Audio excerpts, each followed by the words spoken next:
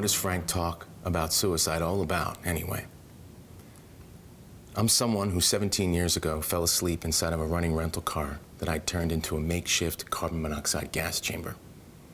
In the early morning hours of March 2nd, 1998, I went through the most painful, most terrifying, and most transformative experience in my life when I stopped breathing and eventually went into cardiac arrest.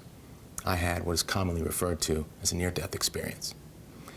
This website is one place where I will share the story behind how I ended up in that car 17 years ago, as well as what has happened since then, leading up to the launch of this project and the career transition I'm making from IT project leader in finance to author, public speaker, and behavioral health care advocate.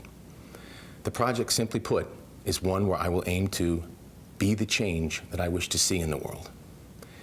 In his recently published book, The Innovators, Walter Isaacson describes a camp that Larry Page, Google co-founder and CEO, attended when he was growing up. This camp extolled the idea of having a healthy disregard for the impossible, and Page is quoted as championing the value in trying to do things that most people would not. The idea of making the seemingly impossible possible is one that resonates with me. So, with that as a context for sharing my story and the lessons learned from it, I aim to play my part in helping to cause the beginning of the end of senseless suicide in America and beyond. I know that phrase begs the question, is there such a thing as sensible suicide? This topic will be the subject of an entire Frank Talk in the coming weeks.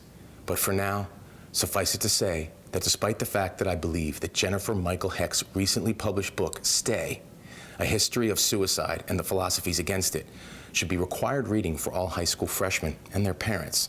Despite that idea, I do not believe that it is impossible for someone to make the case that ending one's unbearable and ostensibly unending pain and suffering is completely senseless.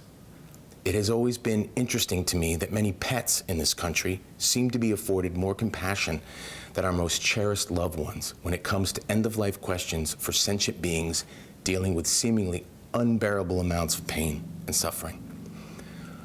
Why am I using the domain name IamEinstein.com to host Frank Talk About Suicide? I view Albert Einstein as the most creative, paradigm-shifting change agent that humanity has ever known. For years, I have said that Einstein likely rolled over in his grave when Time magazine put him on the cover of their Person of the Century issue without changing the title of their magazine, at least for that one issue, to Time-Space, or Space-Time. Einstein overturned Newton and transformed humanity's conception of this existence that we share. As he said, reality is merely an illusion, albeit a persistent one. Powerful forces within the American healthcare system are already at work to transform the patient experience for those suffering from behavioral health disorders. I am using the name of this extraordinary man to serve as a guiding inspiration to add to the conversation already underway aimed at making behavioral health care in this country more patient-centered than it currently is. Moreover, despite the fact that Einstein's most notable achievements were in the field of theoretical physics, the creative genius of this man was certainly not limited to that field. These two popular quotes of Einstein's will serve as guiding principles for me on this project to reduce the suicide rate. Only a life lived for others is a life worthwhile. And try not to become a man of success, but rather try to become a man of value. In addition to this website, I intend to share my story and the lessons learned from it in as many ways as possible, with the objective of trying to cause a Malcolm Gladwellian tipping point to occur that results in a precipitous drop in the US suicide rate. I truly believe that the stage has been set for such a positive social epidemic to occur. The advancement of the suicide awareness and prevention movement over the last decade and a half has been impressive, and the dramatic impact that mobile technology is already having on the transformation of behavioral health care in this country is evident and clearly a sign of encouraging things to come. Every means to share the story is on the table for me, so as to increase the chances of creating the largest positive impact as possible for as many people as possible, as soon as possible. First, my primary focus right now is completing the manuscript for a book about this story entitled Committed. Also, starting tomorrow, I will begin to market the story rights for Committed to major film production companies online at IamHollywood.com. einstein.com. While Committed will hopefully be of particular interest and value to those struggling with suicidal ideation specifically and behavioral health conditions in general, the story I have to tell is clearly one centered on three key universal questions. 1, what will you do with your life? 2, who will you share your life with as far as a partner or mate, if at all? And 3, what is going to happen to you when you die? Second, I plan to begin giving in-person frank talks about suicide at high schools and colleges, followed hopefully by conferences and other suitable venues. I plan to give my first in-person frank talk in the fall of this year. Third, years ago, I established a nonprofit corporation named the Give to Live Foundation. Prior to the end of 2015, I plan to relaunch this foundation as a think tank and philanthropic funding organization that searches for and funds projects aimed at causing tipping point-like changes in America that will lead to the precipitous drop in the U.S. suicide rate. The measurable goals for this outcome include finding a co-founder who will serve as the executive director as I focus on fundraising a to-be-determined number of dollars before the end of the year to fund our first suicide-reducing tipping point idea. Fourth, one very specific practical step that I'm taking as I make this transition to becoming an activist is to understand why the Centers for Disease Control's National Violent Death Reporting System has yet to be funded in all 50 states, and do what I can to see that it is fully funded for years to come. You don't have to know much about change management to understand the importance of being able to precisely measure that which you are attempting to change.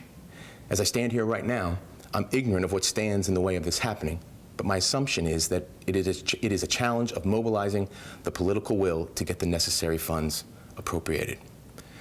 Finally, to conclude this first talk, I want to share some particularly frank talk about my own near-death experience that occurred just over 17 years ago. As I said at the beginning, the experience was the most painful, most terrifying one of my life. And it was also the most transformative for 2 reasons. 1, because of what I learned about myself and existence itself as I understand it as a result of the experience.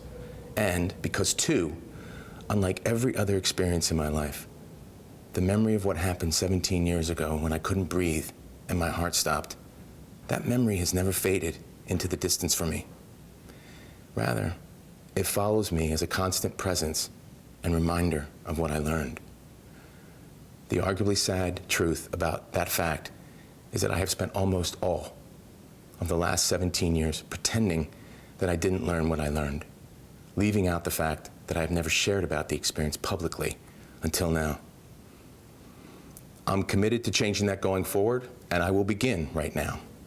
Unless you've read Susan Blackmore's book entitled Dying to Live, chances are you've never heard a story about a near-death experience like mine.